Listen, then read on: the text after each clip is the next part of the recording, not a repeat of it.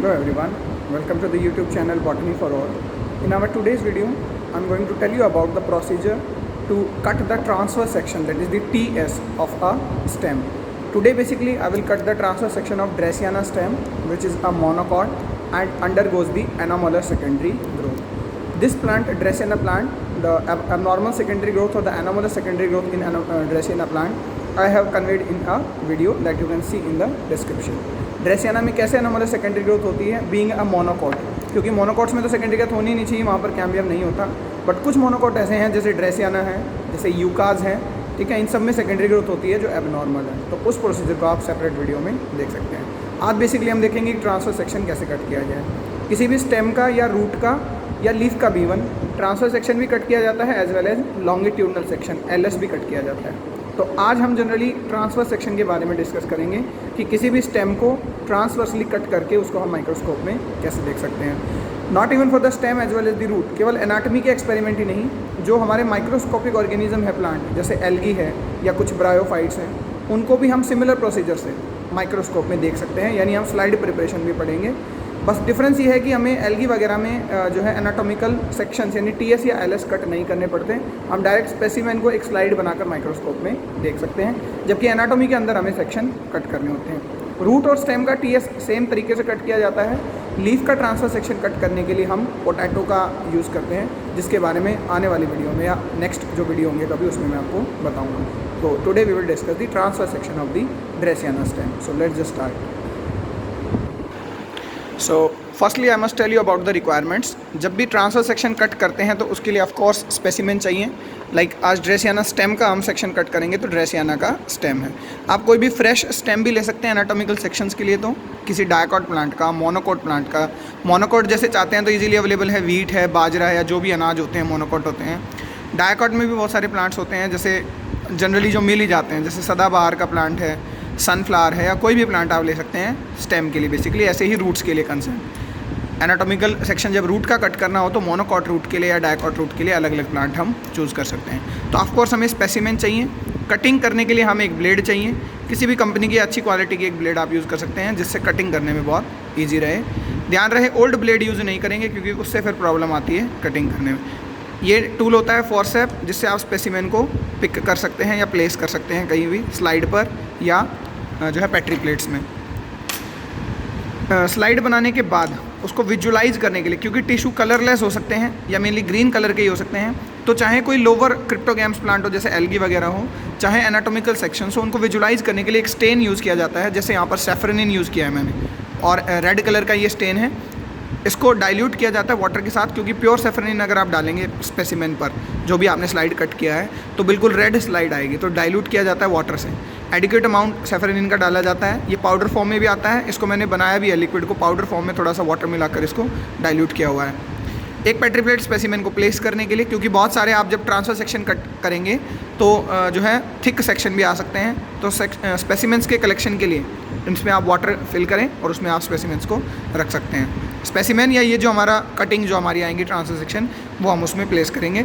Of course slide चाहिएगी, जिस पर हम हमारे स्पेसिमेन को, जो बेटर स्पेसिमेन है उसको प्लेस करेंगे स्लाइड पर। फिर उसको कवर स्लिप से हम कवर करेंगे, तो कवर स्लिप हमें चाहिए। कटिंग करने के लिए ब्लेड चाहिए, और फाइनली विजुलाइज करने के लिए एक माइक्रोस्कोप चाहिए। So these are some requirements. This is needle. Needle भी हमें चाहिए। बेसिकली नीडल की जो रिक्वायरमेंट होती है वो कवर स्लिप प्लेस करने के लिए होती है। उसके अलावा स्पेसिमेन को अगर सेग्रीगेट करना है, कुछ स्पेसिमेंस को जैसे क्लम्प बन गया या एग्रीगेशन से, उनको सेग्रीगेट करने के लिए नीडल यूज़ की जा सकती है। उसके अलावा ब्रश हम यूज़ करेंगे, ब्रश से हम स्टेन करेंगे स्पेसिमेन को। ड्रॉपर भी आप यूज़ कर सकते हो, जो हमारी स्टेन है उसको स्पेसिमेन पर डालने के लिए। और उसके अलावा forcep. So let's just start the procedure. So let's just start the procedure. This I have taken the dracaena stem. तो इसके अंदर बहुत सारे ट्विग हैं, किसी एक ट्विग को बाहर निकालेंगे, मेन स्टेम को बाहर निकालेंगे, जिससे हम सेक्शन कट करेंगे लाइक दिस। जो पेट्री प्लेट आपने लिया उसमें भी वाटर रहे, ताकि ड्राई ना हो, ठीक है, स्पेसिमेन। उसके बाद कोई भी एनाटॉमिकल पार्ट हो, चाहे रूट हो चाहे स्टेम हो, सिलेंड्रिकल स्ट्रक्चर्स का TS transfer section similar method से कट किया जाता है। लीफ के लिए मैथोलॉजी डिफरेंट होती है, क्योंकि लीफ जो है वो सिलेंडर का स्ट्रक्चर नहीं है, वो एक फ्लैट या फॉलिएज स्ट्रक्चर है, तो उसको हम पोटैटो में कट करते हैं, वो आने वाले वीडियोज़ में मैं आपको बताऊँगा। तो यहाँ बेसिकली एलएस कट करने का मतलब होता है, देखिए ये है स्टेम, लॉन्गिट्यूडनल सेक्शन ऐसे कट किया जाता है, ठीक है। तो लॉन्गिट्यूडनल सेक्शन नहीं स्टडी करते हैं एनाटॉमी में, हम ट्रांसवर्स सेक्शन को स्टडी करते हैं। लॉन्गिट्यूडनल सेक्शन जब मेंशन किया जाए तभी हम स्टडी करेंगे। जो सारे टिश्यूज़ आते हैं वो ट्रांसवर्स सेक्शन में क्लियरली आते हैं। तो ट्रांसवर्स सेक्शन ऐसे कट किया जाता है, लाइक दिस, ओके, और longitudinal section like this. So I will cut the transverse section. Section जितना ज़्यादा थिन होगा, जितना ज़्यादा पतला होगा, उतने ही सेल्स क्लियरली विजिबल होंगे, क्योंकि एग्रीगेशन ऑफ सेल्स जो है उसमें पार्टीशन नहीं दिखता अच्छे से एनाटॉमिकल डायग्राम्स में हमेशा। तो कोशिश करेंगे थिन से थिन हम कट करें, लेकिन इसमें एक प्रिकॉशन भी है कि जब आप इसको कट करेंगे तो यहाँ थंब प्लेस करना पड़ता है, और फिर हम ऐसे कट करते हैं ताकि थिन से थिन स्पेसिमेन आए। तो प्रिकॉशन ये है कि हम हमारे थंब का उसको हम ध्यान रखेंगे। So I am cutting the transverse section.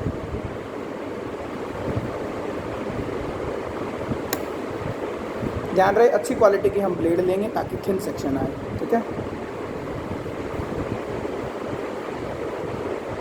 इस तरह से मैंने थंब यहाँ प्लेस किया हुआ है इसके साथ, और ऐसे मैं इसको कट करूँगा।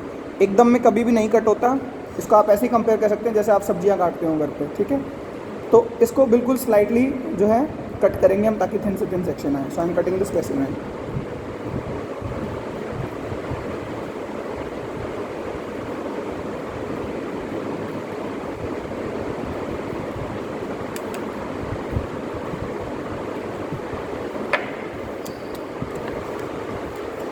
I have already told you can take a new blade because the old blade generally creates the problem in cutting the section.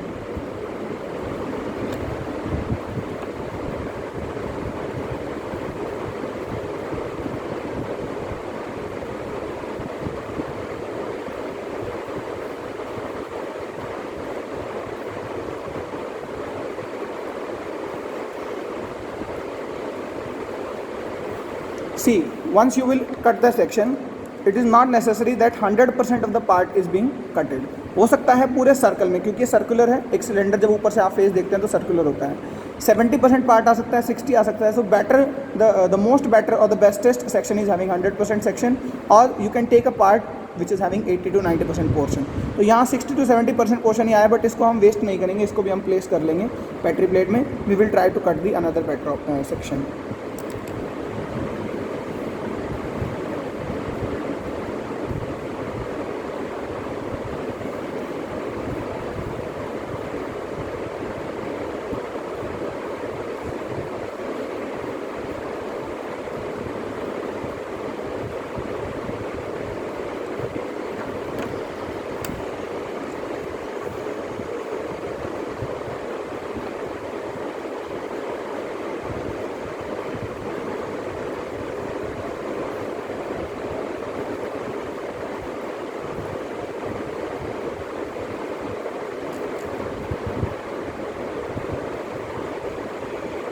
Okay, here I have cutted a circular portion which is almost 85 to 90% part of the stem, and it is also thin. So I will take this specimen on the slide, and we will visualize on the microscope.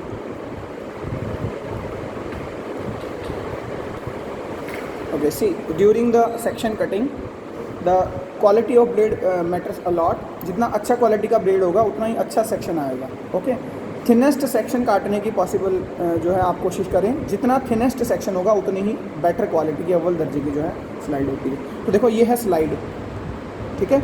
इस slide पर मैं place कर रहा हूँ जो specimen मैंने cut किया था। आप फॉर्सेप का भी यूज़ कर सकते हैं।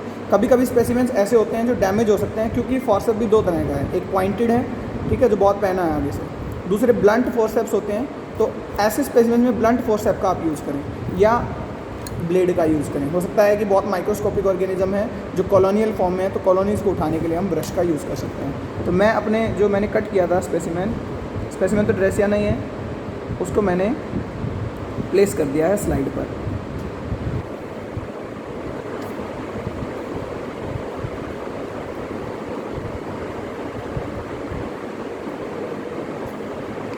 ठीक है, मैंने स्लाइड पर प्लेस कर दिया है। मैंने दोनों कर दिए हैं जो मैंने दो कट किए थे। जिसमें ज़्यादा पोर्शन था उसको मैं विजुलाइज करूँगा माइक्रोस्कोप पे, उसमें देखूँगा मैं। उसके बाद अब देखिए, क्योंकि टिश्यूज़ कलरलेस होते हैं ज़्यादातर, as I have told you earlier, तो हम स्टेन का यूज़ करते हैं। Stain I am using is safranin. Basically algae के लिए या एनाटॉमिकल सेक्शंस के लिए, स्टेम के लिए, रूट के लिए प्लांट में सेफ्रेनिन का यूज़ किया जाता है। सेफ्रेनिन इसलिए यूज़ किया जाता है ताकि कलर आ सके स्लाइड में। वर्ड खुद ही रिप्रेजेंट करता है स्टेन, पोर्शन को स्टेन किया जा सके। स्टेनिंग एक्सेस हो तो माउंट किया जाता है। माउंटिंग वाटर या ग्लिसरीन किसी से भी की जा सकती है। अगर स्टेन बहुत ज़्यादा डाइल्यूटेड है तो आप और ऐड कर सकते हैं। अगर लेस डाइल्यूटेड है तो और ऐड कर सकते हैं। बहुत ज़्यादा जो है डाइल्यूटेड है या कंसनट्रेटेड है तो फिर भी टिश्यू जो है मतलब सेक्शन जो है वो अच्छा नहीं आएगा। अगर ज़्यादा रेड है तो और पानी मिला सकते हैं या ग्लिसरीन मिला सकते हैं। कम रेड है तो और सेफ्रेनिन ऐड कर सकते हैं हम। ठीक है। जब भी कवर स्लिप प्लेस करेंगे तो उसके लिए वाटर होना चाहिए स्पेसिमेन के आसपास।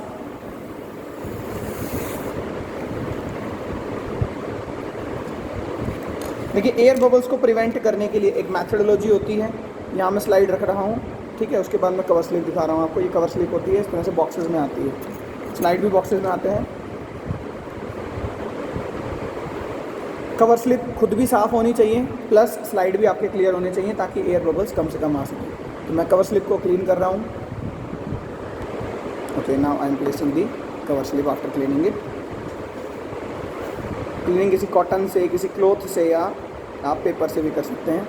देखिए माइक्रो जो कवर स्लिप है उसको प्लेस करने का एक मैथोलॉजी होता है। मैंने एक्टोकार्पस में भी बताया हुआ है। एक्टोकार्पस का प्रैक्टिकल वीडियो देख सकते हैं। कभी भी सीधा नहीं रख देंगे हम। एक तो वाटर होना चाहिए, दूसरा इस तरह से एक 45 डिग्री एंगल करेंगे।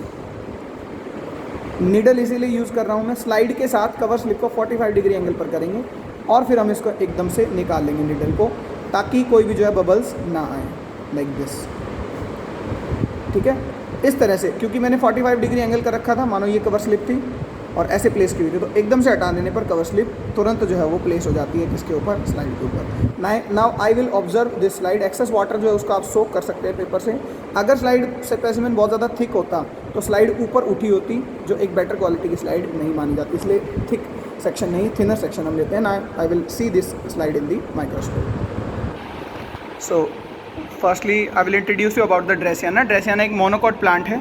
इसका डिटेल्ड स्ट्रक्चर, कैसे एनामोलर सेकेंडरी ग्रोथ होती है, वो आप देख सकते हो एक वीडियो में, जो मैंने लिंक डिस्क्रिप्शन में डाला हुआ है।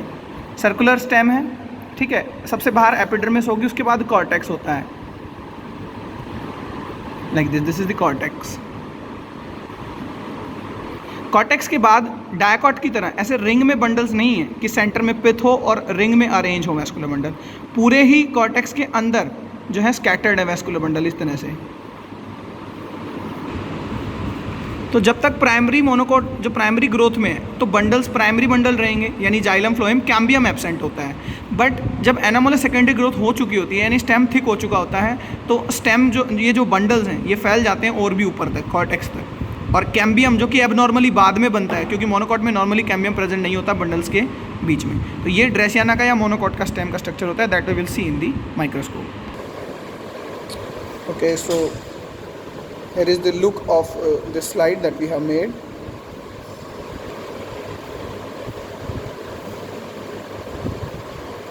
It's very difficult to stabilize this. So I am announcing in this slide from right to left. On the screen, right to left. The epidermis is slightly ruptured during the preparation of the slide. After the epidermis, there is cortex, and this all circular structure on the leftmost side, the major portion of the slide. Wait, let me stabilize it. Okay, from right to left, right is epidermis, in between is the cortex, and this major portion is the vascular bundle. पूरे cortex में scattered है vascular bundle, you can see. कहाँ से live dressing? So it was about the procedure to make the slide of the Dressiana, the transverse section of the Dressiana. So for detailed description about the anomalous secondary growth, you can refer the link in the description. Thank you very much. Have a good day.